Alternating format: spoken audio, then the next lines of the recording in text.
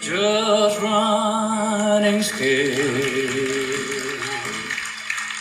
Each place we go, so afraid that... All right. Hi there, I'm nicodehaan, and welcome to Living a Primal Lifestyle, coming to you from a mountaintop just west of Durango, Colorado, where we explore a return to a more balanced and natural wild world. To recover our natural health, regain our rights and freedoms, and I'm Ellen Dahan. It's a beautiful day in Durango, Colorado. Right now, 77 degrees, going up to 81, low of 56. We've had some really nice, cool nights. We finally got some rain yesterday. We got a little rain, too. Yeah, It's been that's great. great. Please subscribe to our YouTube or Odyssey channels, or both of them. Hit the follow button, hit the like button, and help our channel grow. Please subscribe also. We also post on Facebook and LinkedIn. And hit the link below the show notes to maximize your nutrition with products from Mother Earth Labs. These are the products that we use to supplement our diet. We look at mainstream news stories about anti-aging, natural health and history, climate, as well as our freedom, and we do our own analysis. So all the topics for today's shows, notes, and the videos are listed below in the description so you can follow along. How are you today? I'm just fine. Yeah, good. Yeah. So we're going to start today with the El Nino is back. Prepare for drought, hunger, and diseases. And mainstream news makes everything All about the climate change. all climate change and things like that. But El Nino is a natural cyclical climate pattern that causes hot weather, has heightened the risks of food, water, and health security in many parts of the world, the scientists warn. Yeah, El Nino weather pattern is 95% likely to prevail until February of 2024. Yep. And that's according to a U.S. government weather forecaster. So the El Nino and La Nina are two parts of a weather pattern called the El Nino Southern Oscillation, ENSO, an irregular but periodic variation in wind patterns, sea surface temperatures over the tropical eastern Pacific Ocean. Certainly, from observations of places where we used to live, that it's been much hotter this year than it has been in spots. Not everywhere. No, not It's not like the maps that they show on, red right across the whole... Yeah, because here we've been cool a lot of the times. But last year, I remember there was a week where we really About 10 days. Yeah, about 10 days where we wanted our air conditioner and we didn't have it. This year we have our air conditioner, and we basically used it for most of the entire month of February. July. February. Yeah. February, we won't be February. No. So we've noticed it ourselves here that it's definitely been hotter, but now it's been nice and cool. Now it's cooled. Yeah. And in Florida, we noticed too that temperatures were over 100. In the triple digits all over Florida. All over Florida, which I think in the 50 years that we've been there, that never happened at all. Mm-mm. So these are cycles that we go through. Yeah, it says according to this article and the studies, the report from the Government Weather Service, the Weather Monitoring Organization, WMO, says that the full impact of El Nino will be evident in 2024, and saying that the Earth could experience its hottest year ever in the next half decade. It's interesting, they keep saying it's the hottest ever, but, records only started getting kept in about the 50s or 60s. Yeah, but we do have some weather that goes back maybe 150 We can tell from years. the geology. Yeah, and of course we have weather patterns that we can look at ice cores and things that go back thousands of years. Right. So people say it's important for climate scientists to take El Nino into account while making global predictions over the course of the spell to better prepare for potential knock-on effects like drought and threats to food security. Of course, in the old days when we were more nomadic, then we just moved, right? Right. Sought out better weather. Yeah, our ancestors, on the most part, seemed to know when there was always a wise man in the tribe that said, hey, now's the time to go, because of their experiences. But of course... they're saying there could be interference with rice crops, other wheat, and so on. And there are parts of the world where they experience a drought every time there's an El Nino year. Yeah, and they said here that the effects on our health waves kill more people than any severe weather in the U.S. Heat waves. Yeah, heat waves. I don't know if that's true. I think cold kills just as many people. Well, yeah. They don't have heat. I mean, well, there's a lot of the world is in temperate climate, doesn't have cold. Yeah. So maybe that skews the statistics, maybe but it says more heat waves kill more people than any other severe weather in the U.S. Last year, there were 60,000 more deaths related to heat in Europe. So it's it can manifest as heat exertion, stroke, or even death. Yeah, sudden heat, hot weather certainly affects the psychology or physiology of the human body.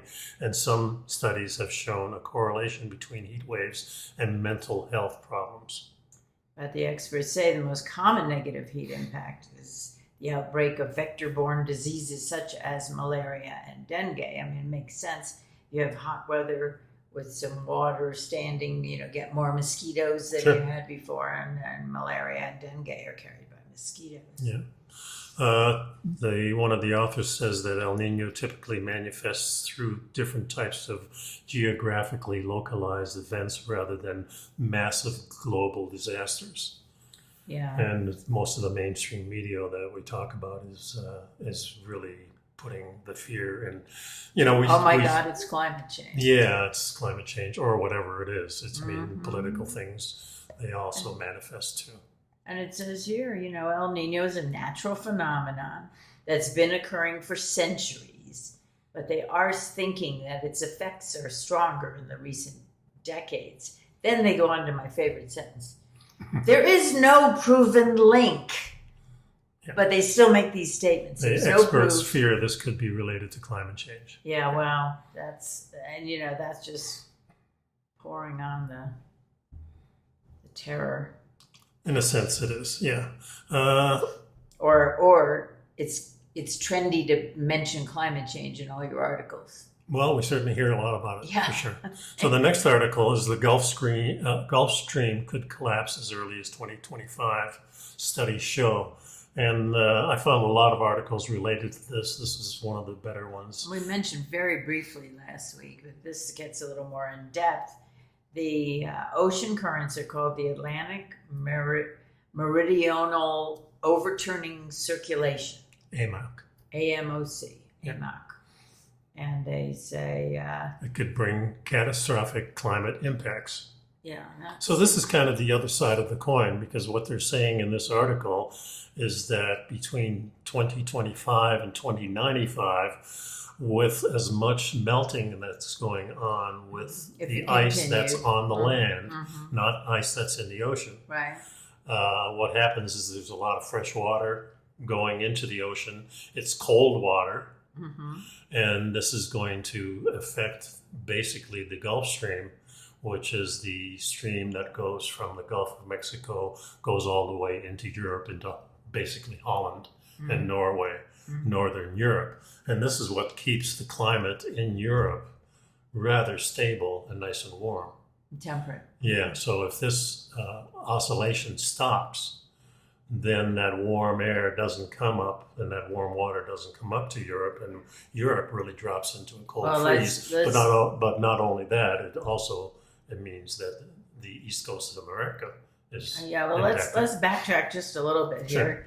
The analysis estimates the time scale for the collapse, and that's the collapse of the ocean currents, the Gulf Stream, between 2025 and 2095, with a central estimate of about 2050. But it does say that evidence from past collapses indicates changes of temperature of 10 degrees centigrade in a few decades. But then it goes on to say, but these did occur during ice ages. Yeah. Okay, so now AMOC, this is the mechanism. AMOC carries warm ocean water northwards towards the pole. When it gets there, it cools and it sinks, and that process drives the Atlantic currents. But as you mentioned, there's an influx of fresh water that's coming from the melting of the Greenland's ice cap and other sources, is creating a temperature differential that's smothering the currents. Yeah. A collapse of the AMOC would have disastrous consequences around the world, severely disrupting the range that billions of people depend on for food in India, South America, West Africa. It would increase storms, drop temperatures in Europe, and lead to a rising sea level on the eastern coast of North America. It would also further endanger the Amazon rainforest and the Antarctic ice sheets. And so a professor from the University of Copenhagen in Denmark says, I think we should be worried. This would be a very, very large change. And according to this article, the AMOC has not been shut off for 12,000 years. Now, that 12,000 years comes That's up. That same cycle. Yeah, and it's a cycle that goes back about 115,000 years. So that's 10 cycles of 12,000 year increments, which we talk about a lot because of Ben Davis's site talking about the catastrophes that happen about every 12,000 cycle. Mm-hmm. Yeah, and he talks about that in a video that I put into the show notes. And also, I put another video about the Maui fires, which there's a lot of controversy about this. And this was one that I found that is kind of more sensible on the thing. More objective. Yeah, a little bit more objective. There's a lot of talk about people getting phone calls from a lot of realtors and conspiracy people trying to theories. Yeah, well, that too, but also trying to buy up land while these people are in crisis. And that's something that's always sometimes been it's going embarrassing to be human. Yeah, so well, and here it says AMOC collapsed and restarted repeatedly in the cycle of ice ages that occurred from 115,000 to 12,000 years ago. It's one of the climate tipping points that scientists are most concerned about. Yeah, research in 2022 shows 5 dangerous tipping points may have already been passed due to the 1.1 Celsius of global heating to date, including the shutdown of AMOC, the collapse of the Greenland's ice caps, and an abrupt melting of carbon-rich permafrost. Yeah, so all this stuff is going on for sure. It's been a cycle. There's been a lot of studies going on recently, and it says... Then the very last thing said, the potential collapse of AMOC is intensely debated by scientists who have previously said it must be avoided at all costs. Now that will be very interesting since the Earth does this about every 12,000 years. I don't know how the scientists think they're going to stop it. Well, I think they're using this as propaganda to say, let's just stop the heating part. Yeah, they're trying to say, emissions and all the So I don't usual, know how they're going to do that. But it's an interesting thing to follow. Yeah. It is something to think about, though, because it is part of the natural cycle, and it will significantly impact the climate. Yeah, and one of the things I encourage people to do, of course, is do their own investigation, but also prepare for things like this. Ben Davidson talks a lot about preparing for the eventual disaster of the next crisis. But he's also talking about solar flares and coronal mass ejections and plasma shots that come to the Earth, and we're already getting some of that as the sun becomes more active. Sun goes through cycles as well. Yep. More active, less active. It's an interesting times that we're in, so we may be able to see. That's a Chinese curse. Chinese curse. Well, let's move on to something else. We're talking about living longer, and this article says we're all living longer. Instead of struggling to stay young, why not learn to age well? And this is kind of the attitude that we have. Yeah, exactly. We're not trying to be 20. In fact, I wouldn't go back for anything. That's for sure. Yeah. The desire to stay young feels like a universal pursuit. Indeed, it is an obsession that transcends the centuries. And of course, the old explorer Ponce de Leon was searching for the fountain of youth, and he found Florida. And that's where we ended up. Maybe there's a cultural memory thing that goes on that people retired to Florida because they heard about the fountain of youth. I don't know. I think what my dad said, he loved the hot and humid air because it felt so good on its body. as you grow older, you have And aches easier and to pains. breathe. Yeah, well, it's easier on your body, I think, too. But All right. I like the changes myself. Okay, so then, and what's going on, of course, in the marketplace is there's a huge demand for anti-aging elixirs that are somehow magically going to make you look younger and feel younger.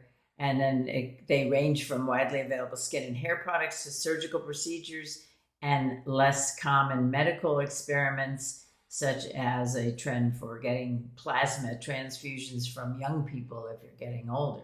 Yeah, they say this is what the rich are doing, but there is a lot of stuff that we've been doing as far as vitamins and minerals and supplements that we've incorporated to help that process, and they to help our cells regenerate. Yeah, and I mean that's the key. Yeah, to because a younger. Yeah, because as we age, things seem to go more dormant.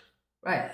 And because they're not as active, they're not getting rid of some of the old stuff that you need to get rid of, and not being able to repair some of the things. If your body's in a constant repair mode, then you're really not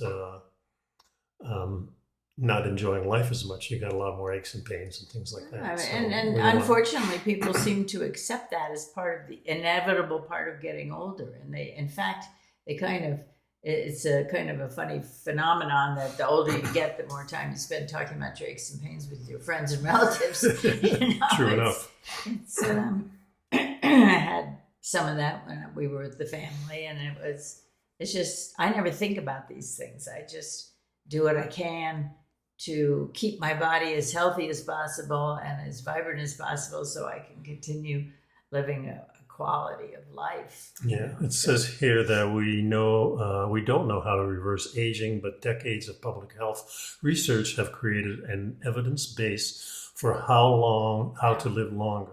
First of all, don't smoke, don't drink too much, eat a diverse and balanced diet, avoid ultra-processed foods, try to move every day, even if it's just walking, and maintain muscle mass, and stay socially active with friends and acquaintances. Yeah, and it's important because loneliness, especially for those aged 50 or older, has potential consequences, including a 50% increased risk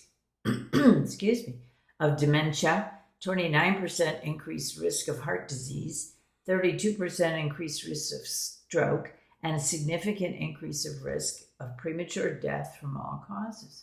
And one of the things that happened after you age about 50 or 60 years old, you start to lose some of the people that are close to you. I've noticed that in the last 10 years, about 5 of my very, very close friends, male friends, have all passed away.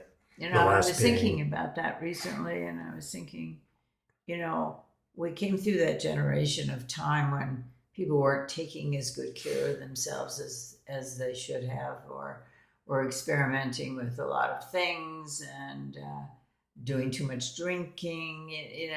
You don't know what all contributes to that, but it's really been devastating to lose all those people. Well, a lot has to do with the physical components, but also I think your attitude has a lot to do with that, and we'll talk a little bit more about that. But that's the thing I noticed, and I don't find myself panicking about that as much as when you're not around. When you're not around, I find myself not being in the same routine. I find myself thinking more about, oh, geez, what am I doing now? Whereas I'm with you, we've got our routines that we do, we've got the great companionship that we have and the love that we have for each other.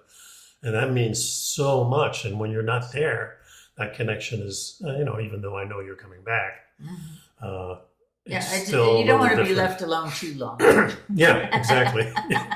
Unless you're otherwise occupied. And I don't know if it affects men more than guys, but I know I've talked to a couple of my buddies about that, and they kind of feel the same way. It's the woman that keeps us centered, grounded. Yeah, keeps us grounded. Well, it's like you went out with some friends of ours, a friend of ours, and did a whole day of off-roading, and you were occupied and busy, no problem at all, focused and paying attention and concentrating and having the camaraderie of a pal in the other seat, and so you didn't feel That's right. I was busy. you were busy. So it's if I'm out of the house and you are sitting here alone. That's the difference. That's the difference. Yeah. Yeah. So when they talk about companionship, it's in loneliness. I can understand. Yeah, that for and sure. even that's even a mild thing compared to someone Compared who to if has you were no gone one. permanently. Right. Exactly. Yeah. And that's kind of the stuff I think about. Well, the nice thing about being mostly retired is that you. I have more time to think about that. No, it said I'm home. Yeah, that's true. I too. mean, I don't go places. In fact, I drive my car one time a week, a total of 8 miles into town and 8 miles back. Everything else we pretty much do together. Yeah, pretty much. So it's, Okay, so let's go to the next article. If you pass any of these 8 tests, science says you're likely to live significantly longer and feel happier and less stress. yeah, so here we are. So, there's lots of people doing lots of things, taking supplements, doing ice baths, doing red light therapy. That's the infrared. Is that far or near? Near infrared. Near Or infrared. far infrared. Far. Yeah, I think both, actually. Okay. And ultrasound treatments and all these things going on, and people are trying to I don't know if they're trying to reverse time or just feel younger or feel more energy. I think a lot of that, and I do a lot of that stuff, and I do it mainly for detoxing and Right. recentering myself. It's kind of like having yourself some quiet time or meditating, things like that. Yeah, well, you Stretching. do cold. Nice thing about being in the mountains, the cold water is really cold. Yeah, the cold shower, you can stand in there for 3 minutes, and that And seems really to get be the enough. benefits. Yes, I really feel the fog Yeah. lifting when I do that. And you do you do a sauna with the red light, with the Mhm. far infrared, Yep.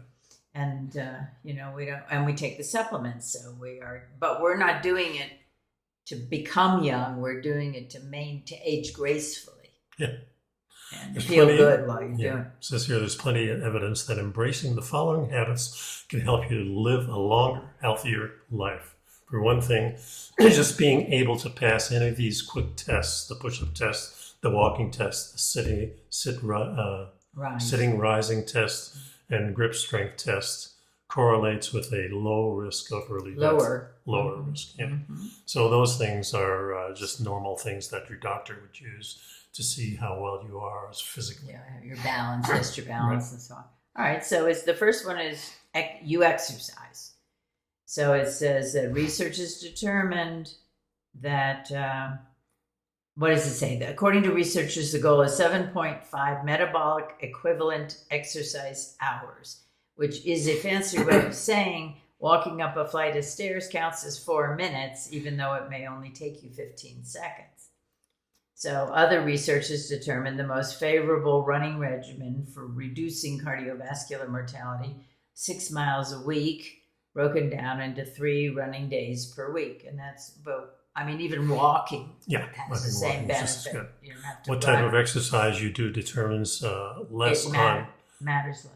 It matters less than regular exercise. Yes, The in other key- words, it's best to just do something regularly, Right. on a routine. Yeah, if you walk 3, 4, 5 times a week, that's Mhm. plenty for most people. Mhm. Challenge yourself a little bit is good. Doing things like stretching exercises, doing a little weight-bearing exercises like push-ups, pull-ups, things like that. Those are fantastic. Okay. Number 2 they mentioned here, though, is if you aren't addicted to any opioids, that makes... That's just strange as can be.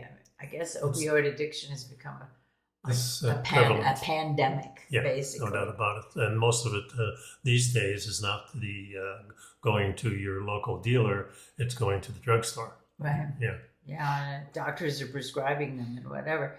Yeah. And but it does say if you don't take opioids, it reduces your risk of early death by 38%. That's a lot. Yeah. But And I think any kind of medication, if you're on any kind of medication, most of these things now, when you go on a medication, it's for the rest of your life. you can't get off. And it's hard to get off of it. Yeah. Mhm. And that's the way to promote Yeah, it too. it's- Number 3 here mentions don't Yeah. use tobacco. Right. And this has been talked about for the last 50, 60 years. Yeah, since they started putting warning labels on the... Yeah, and it was a socially cultured thing back when my parents were just coming to the United States. Mm-hmm. It was cool to have a cigarette because all the movie stars, when they get on the Tonight Show, would light up. Oh, all the movies. And all the movies had it in it, and it wasn't really considered dangerous. I think it became more dangerous in the 60s and 70s when they started adding chemicals to make these things burn longer. Burn quicker. Burn quicker. I remember in Canada when I smoked, if you put the cigarette down, it would go out.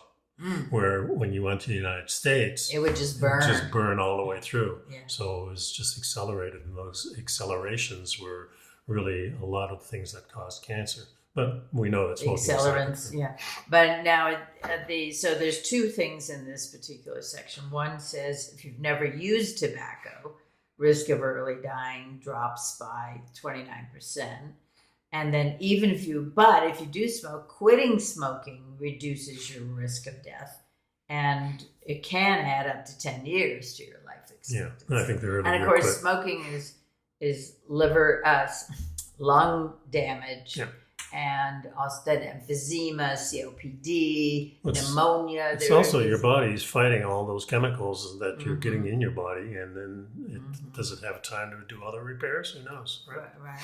Number 4. Managing stress. This is a huge one, I think. Yeah, and it says reducing level of stress reduces the risk of early death by 22%. Now, everybody is stressed a lot these days. Yeah. And it's, even if you're retired, there are stressors in your life that come up. One of the things I mentioned in the title of the show is that the biggest stress is, mainstream news.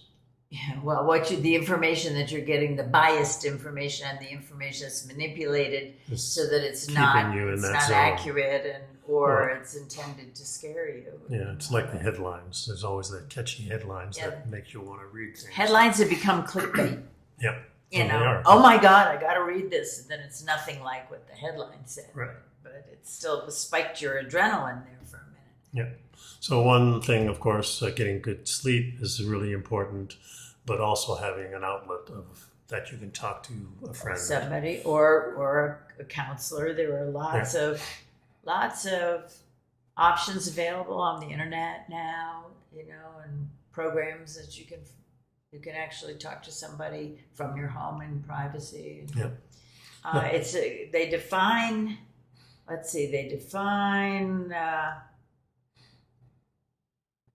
feeling less. What's the definition of less stressed? And the definition in this article is the goal is to, quote, sleep well and feel at ease in your own skin. Yeah, that's a nice one. Number 5 is eat a plant-based diet, which of course we're not doing. Right. But I think you should figure it out for yourself. I think some people may do well on that. Or at least, or even some vegetables in your diet. Yeah. Do whatever you want. It's the best thing to do is get clean food and clean water. That's the key. The sourcing of your food and the way that the animals are raised. And that's the huge part right there. Yep. No antibiotics, no hormones, it's really important. Yep. Number 6 is avoid binge drinking. That seems natural. Well, the definition of binge drinking is having more than 4 alcoholic beverages in one day. Yeah, and generally I can't have more than 2 because it's just that 2 is... And it's not... The third one is too much for me. And it's mostly... I'm talking about beer or a shot or a little wine. Yeah. So, because normally... Or even tequila or anything like that. But that's I can so have rare. 1 or 2. That's so rare. Yeah, very rare, for sure. Number 7. And it says avoiding that much alcohol in a day, your risk of dying early goes down by 19%. Yep. Number 7, get a good night's sleep. This has been talked about a lot, and getting anywhere from 6 to 8 hours. I think 7 to 9.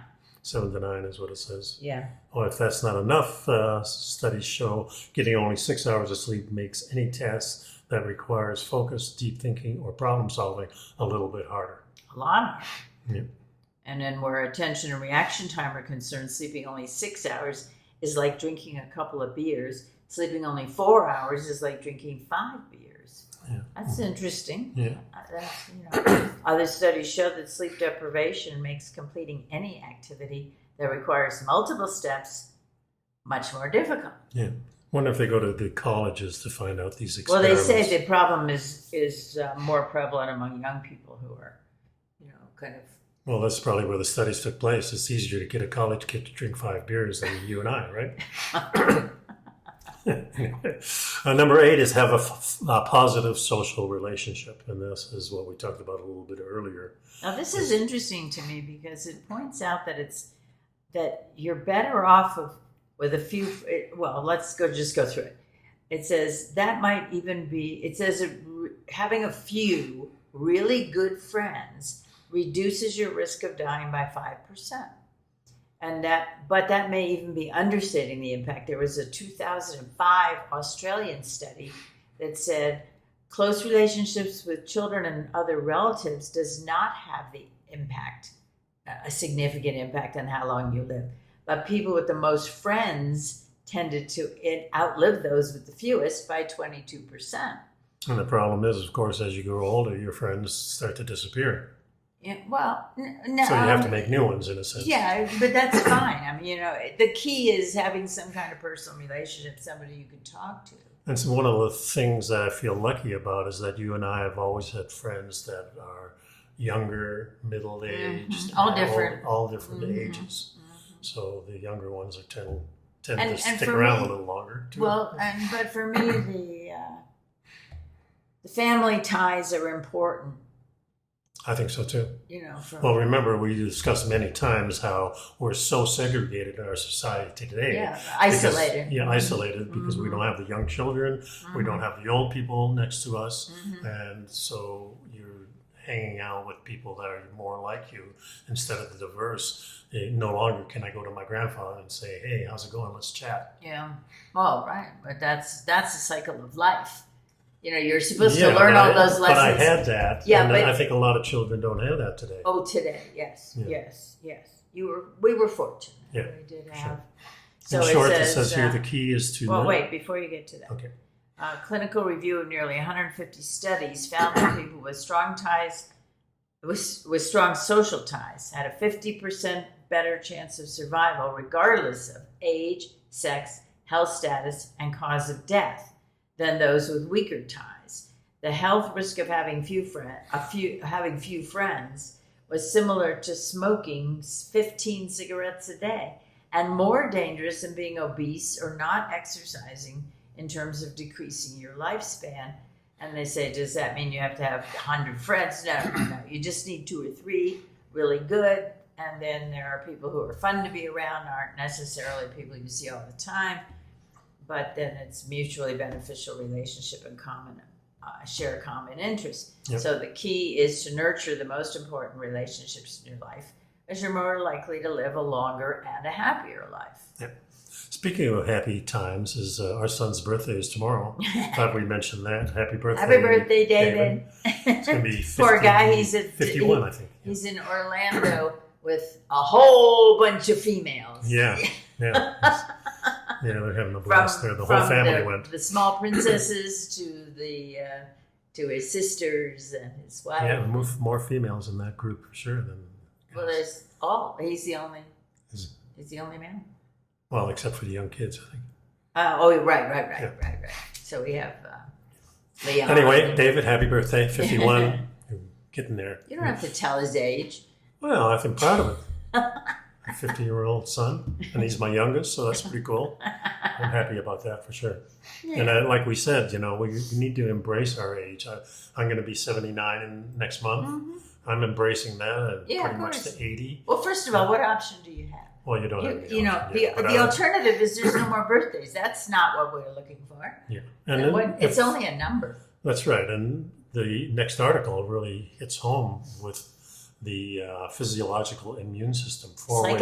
Psychological immune system. 4 ways to bolster yours and have a happier and calmer life. So let's get into this one. Yeah, it says that some psychologists who were studying all of this phenomenon of aging and so on and how your body reacts in the early 2000s, they came up with some theories, and they say the brain has a remarkable capacity to make the best of bad events. When we encounter negative situations, we subconsciously activate what is known as our psychological immune system. Yeah, this is a self-protective mechanisms that analogous to the body's own immune system. The physiological immune system, the psychological immune system is a series of processes that our brain initiates to help us make sense of adverse environment we might be in, assigning a meaning to what's happening, and ultimately finding positives for our future. It's interesting because I've always had that in me. My dad kind of instilled the kind of thing, well, when something goes wrong, how can we make the best of it? What's good about it, or how do we resolve this?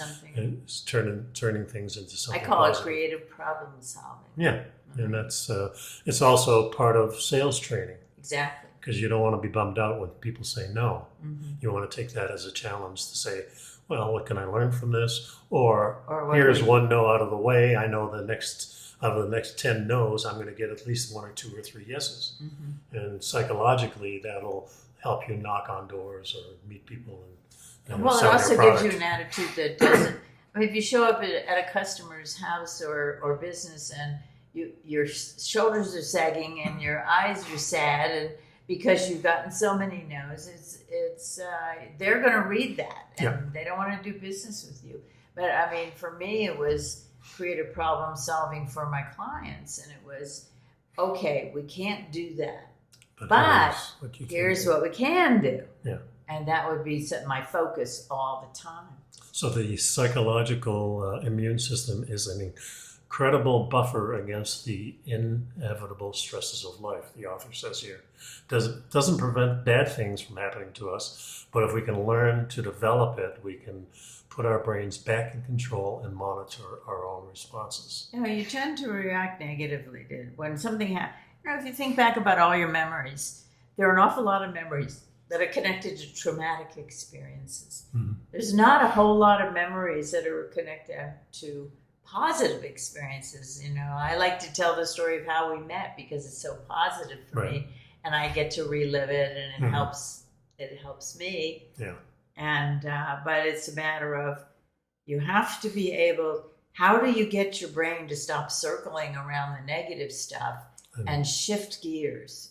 That's really what they're talking about here. Right. So he says, the author says, when next you find yourself in a tough situation, we asked experts about daily practices and tips that people can implement to ensure their psychological immune system is functioning at its best. So the first thing they mention is they want you to move from negative to neutral. Yeah, it says here, using the mind to change the brain. And I always thought of it the other way around, using the brain to change your mind. Right. But both work, right? Yeah. Yeah. So developing habits that we can turn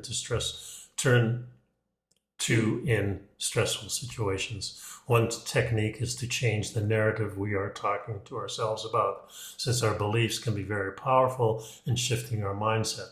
So rather than leaping from a negative situation to a positive self-talk, which is sometimes too challenging, we can try to move ourselves to a neutral zone where we can feel, at least for the moment, okay. Yeah, that was the thing with that I learned from Tony Robbins years ago. Yeah. Was, unfortunately, when we have a bad experience, we tend to go over and over and over it in our minds, and it's just and every time you tell yourself the story or you tell the story to somebody else, you relive the negative. Kind of like looking in the mirror and saying, "Oh, I look like crap today." Yeah, right. I look tired, whatever. Then, because your body believes what your mind tells it. Yeah. All right, so Tony Robbins said, just when you picture it, make it into something funny. Mm-hmm. Yeah, it gets you, kind of snaps it out. It changes your picture. Right. It changes the impact on your mind, and you can let it go, or it takes you back to neutral. Right. And then after that, every time, if you happen to think of that event, you think of the funny stuff. It's kind of like in dog training, they teach you to poke your dog if he's in a stressful situation, to kind of have him redirect his attention to you. Yeah, And- never mind your dog. When I was teaching junior kindergarten, Mhm. every once in a while I'd have to like touch a child to bring them back into their bodies. You know, kids get Sure. Not only pretty- kids. and so it's and I think the other thing that I do is if I see we just ran into a friend of ours who had been in the area. We had been seeing him frequently, Yeah, he and- disappeared and for he- about a year. and then he moved to Denver. Right. So he was out of the picture. He came back to visit, and he hooked up with us at the And I find him, At the Tyler, lunch- sitting next to me. sitting next to you. Yeah, and That was you know, great. he's pretty much alone. I mean, he has a roommate in Denver, but it's, you know, they live their separate lives, and he's looking. He would And he's really kind of like, a loner anyway. yeah, but in a he'd like sense. to meet somebody to Yeah. share his life with. You know, Sure. so I made sure that when we left and said goodbye, I actually physically touched his arm Mhm. and said how good it was to see him, you know, to let some of my electrical energy Sure. go through Very and important part. give him some personal, some physical human contact. Yeah, it says here, the author says, she says, you have to find ways that work for you, then create resources you can access when you're in situations of heightened stress. This can include reminding yourself of aspects of life to be grateful for. Yeah, This is practicing really gratitude. where prayer kind of comes into the Well, picture. just and it doesn't. Self-talk. It can be prayer. It can also just be an inventory of, you know, what's good in my life. Well, yeah, little mantras that you tell yourself. That's Right. kind of like prayer, right? So these are Oh things. yeah, all of it. all of it is all of the it same, works. You know, the bottom line, it's like how you talk to yourself. And I just keep remembering that day that I got up in the morning and just little things were just going wrong. And, you know, I got in the shower finally and I said, geez, what else can go wrong today? And then I went, Ooh, that's wait a the minute. wrong- what can go right? Yeah. What can go right? And that just changed the whole attitude and the whole flow of energy for the day. Yeah, and some of the things like taking long, deep breaths has been shown to reduce stress and lower your heart rate, allowing us to reach that neutral point of calm. Yeah, the point, you have to stop the train. That's right. And otherwise, the train goes off without you, and you're just hanging on for dear life, and it gets worse and worse and worse. Well, there's an old saying: you can get on the train or you can get off the train. Just don't get in front of the train. Oh, that's an old saying. That's an old saying. I've had it for years. Okay. So getting off and getting in front of the train is that self-talk that's saying you're no good and things like that. That's the way I just relate it. reliving the negativity. Oh, I wish I didn't do that. Oh, you know, Right. whatever it was. Exactly. And that's what I refer to as getting in front of the train. You don't want to do that. No, But you can get on you and don't off. want to be the target of the train. Yeah, exactly. You know? Yeah. Another Yeah. key aspect of bolstering your psychological immune system is try to be in the present moment. This is the mindfulness thing. This is the focus on what you're doing. Be fully present for the activity, whatever it is. Look at the details and be aware of your surroundings and be aware of your sensations, and then again you want to accept the thoughts and feelings without judgment. Yeah, without judging yourself. That's the key. Yeah. We're our own worst critics. Yeah, for sure.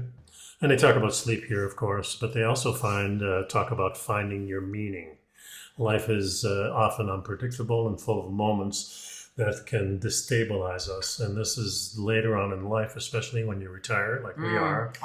Now, what are you going to be doing? The person who has the career has been his whole life or her whole life. Now, all of a sudden, the career isn't They there anymore. they identify themselves Yeah. as the career, and then it's gone. Yeah. Right? So they Right. try to find something else. Or they don't, and then they wither Exactly. away. Yeah. Is what happens. And one of the things that for me that I found besides music and hanging out with you, of course, is jiu-jitsu, which now has really impacted my life even more than just doing it. Now I have an opportunity to teach it, pass on some of the knowledge that I have, and still learning this craft because that's twice lifetime as far as I'm concerned. You need 2 lifetimes to learn everything in jiu-jitsu, at least. Yeah, but and you all right? So you do your off-roading. You like that. Yep. You do. You read and you research. Yeah, and that's where this show comes in. Investigate, Yeah. and you take care of. You look into things. You don't take things at face value. You look for all the different opinions, all the sides to the story. And we have some friends that we see regularly, and so it's we keep very busy. The day goes by. Yeah, I was telling the guys at jiu-jitsu, I don't know how I found time to work. I don't know how. I said I don't know how you guys do it, because here I am, retired, and doing jiu-jitsu and teaching and coming up with the classes, and we have these little projects that we do. But I couldn't imagine now working and doing all that. Yeah. And some of the people that have related to me saying, yeah, we're so damn busy. Well, right. And these people have young families and or new new marriages or whatever it Or might they work be. 8 to 10 hours a day too. And that's a big they- chunk right there.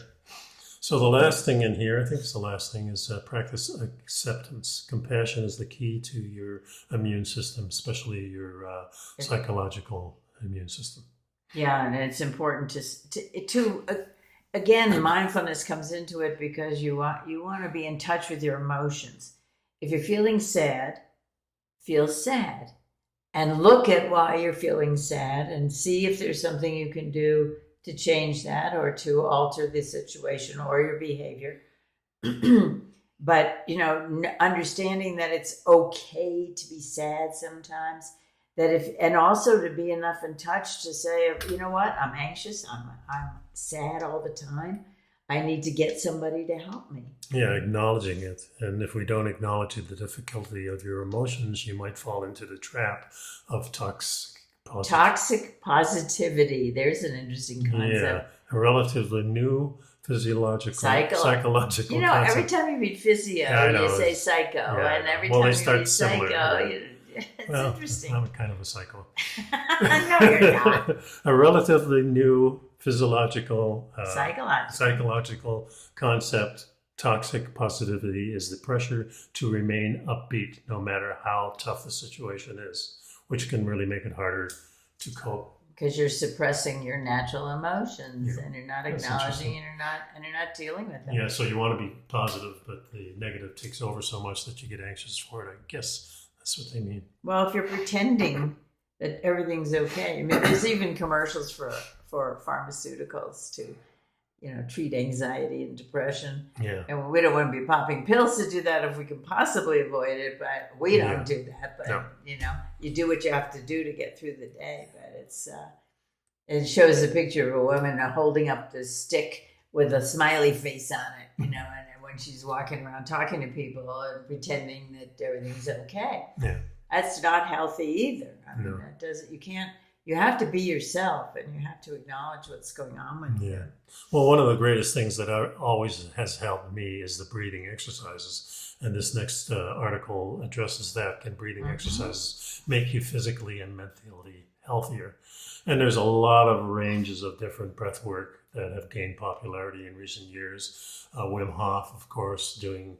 Wim Hof. We should talk for a minute about Wim Hof. Well, all the different breathing exercises, when I do my stretching and stuff like that, and I do that a couple times a day, there's breathing involved in that. So that's an automatic for me, just getting into a squatting position, letting your hips lower and doing the breathing exercises. And that really helps stabilize it too. When I take a cold shower, my breath automatically is elevated. So I take some deep breathing while I'm doing that, just as because of the result of the cold water. And you counteract that feeling. It's it's a deliberate thing, and it really works well. So all these different things. Well, and it talks. It says your autonomic nervous system involves. It says it provides the logic behind most breathwork exercises. It is responsible for regulating involuntary physiological processes, including respiration, and it's an unconscious control center that contains the sympathetic and the parasympathetic nervous systems. So of these, the sympathetic, the former is activated in that's the sympathetic nervous system. Yeah, the times of stress, and mobilizes your fight or fight Fight. response. Fight So or this is, flight. and this is a short breathing that you do because To get your body yeah, prepared. so it's the heavy breathing, fast breathing, and this actually And it produces increases your nitric oxide, and this helps cleanse the whole system too. Yeah, but it mostly it just takes your focus onto protecting yourself. Yeah, because the blood goes into your brain. And it diverts your blood away from the prefrontal cortex toward the muscles. Ah, okay. Yeah, priming you for action. And then it's combined with a surge in adrenaline, which causes you to feel more alert and on edge. And it also impairs your ability to stop and think logically. I guess if a saber-toothed tiger were bearing down on you, it would not be a good plan to stop and say, well, let me think about this for a minute. That's true. You know? But I use that breathing a lot in jiu-jitsu. I do a lot of preparing as the fast breathing that Wim Hof does, and then holding your breath. But in jiu-jitsu too, you want to remain calm, so you're breathing through your nose, and you're breathing very deliberately and slowly to keep your body calm, so you can. Because and it goes on here and says the parasympathetic system, which is the other part of the autonomic nervous system. It's the parasympathetic system helps us enter a rest and digest state when we feel safe and relaxed. Slower breathing, increased in blood flow to the gut and to parts of the brain responsible for complex thinking. Yeah, that's why when you do the yoga breathing and you're trying to calm your heart and it clears your mind. Yeah. So in the Wim Hof stuff, you do a little of both. You do the fast breathing through your nose and exhale through your mouth, or just exhaling through the nose is fine too. And doing that and doing 30, 40, 50 of these, and then you hold your breath. You take all the oxygen and everything out, and you hold your breath for as long as you can. Then you do a 15-second inhale and hold it for 15 seconds, and then you start the process over. And then doing that 3, 4, 5, 6, up to 10 times really recenters your whole system, not only the brain, but the physiological part of it too. And it helps reset everything. Calm. So it helps to calm you. And then when you're in a state of where you're fighting, then you use the other one where you're breathing very slowly and calmly to remain calm. Stay focused. The Wim Hof method was studied in 2014 in a formal study, and they found that the participants who practiced the technique had lower levels of inflammation and an absence of flu-like symptoms when injected with a bacterial endotoxin. There's reason to speculate that overstimulating the sympathetic nervous system through circular breath work may have a hormesis effect, which is it exposes you to increased levels of cortisol, adrenaline, and other markers of stress, which may actually improve your overall fitness. It's like developing immunity to something.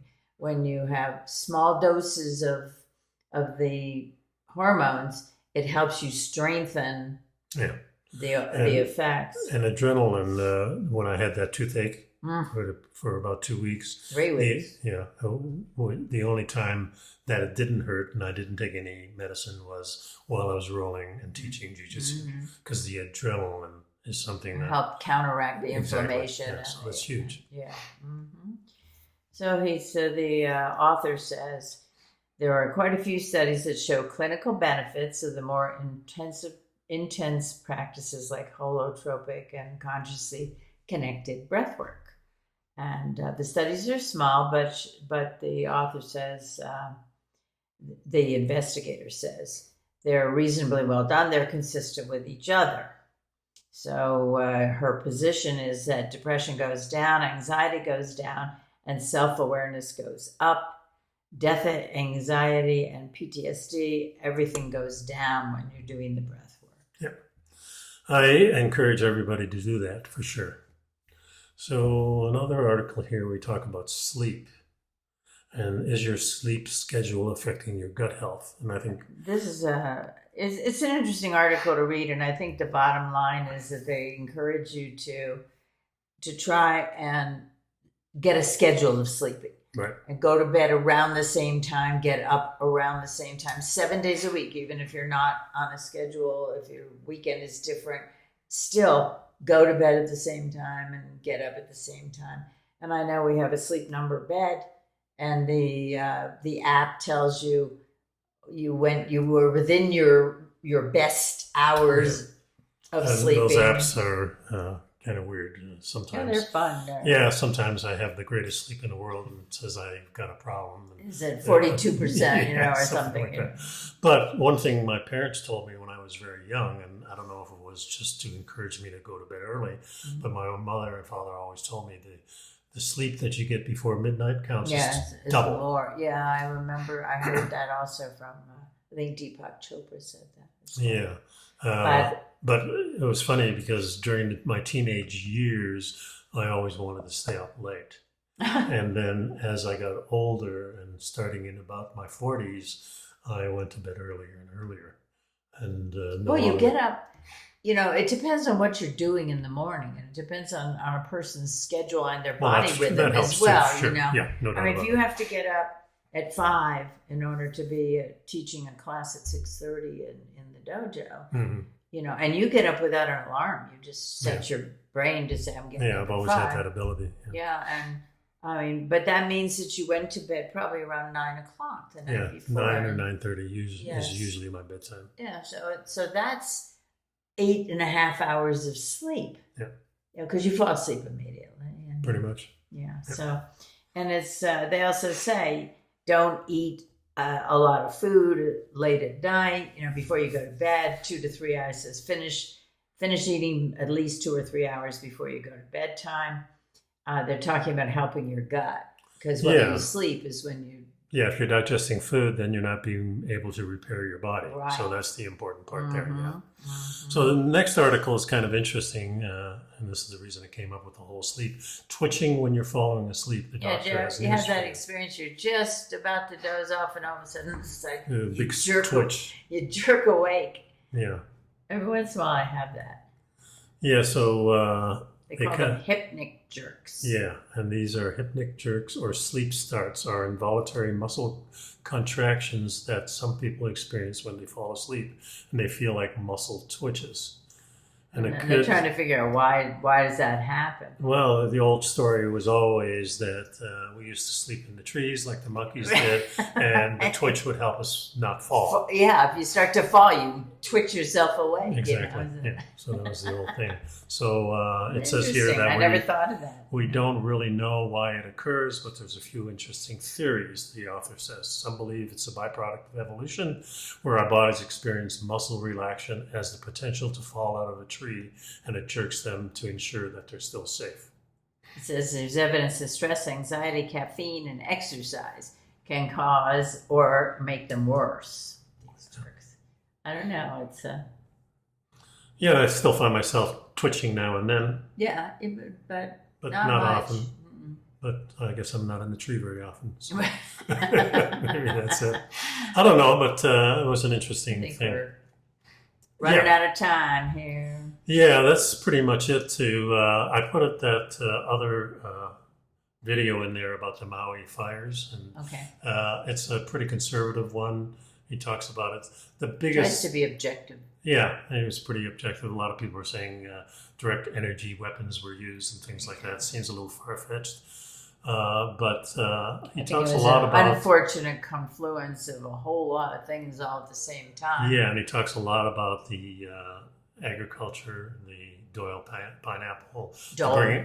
Dole pineapple, and also bringing in cattle and Invasive species of grass. yeah, The hurricane off the coast that was giving, the gusts of wind of like 60 to 80 miles an hour. yeah, And power lines that fell and are thought to be the cause Yeah. of the spark that which ignited. seems very logical. Mhm. The other thing is that a lot of these homes are just sticks. Yeah, they're wood. They're wood, they're Mhm. old, And they're not built to thing that code today. disturbed me the most was the story about, getting phone calls from these companies that are trying to buy up the land. And they've been doing that for years there They've been because the native people have owned all that really good real estate by the port there on the West Coast. Mm-hmm. And that's a beautiful areas. And I'm sure these corporations would Well, they've been trying to get love it. to get that property. for Yeah, sure. but So then, there is that too. So there's always, every tragedy seems to bring out the best and the worst in people. Yeah. So we wish those That's, people well and hope yeah. everything goes well there. Yeah. Anyway, that's our show for today. Hope you enjoyed it, and we'll be back next week. Be well. Bye-bye now.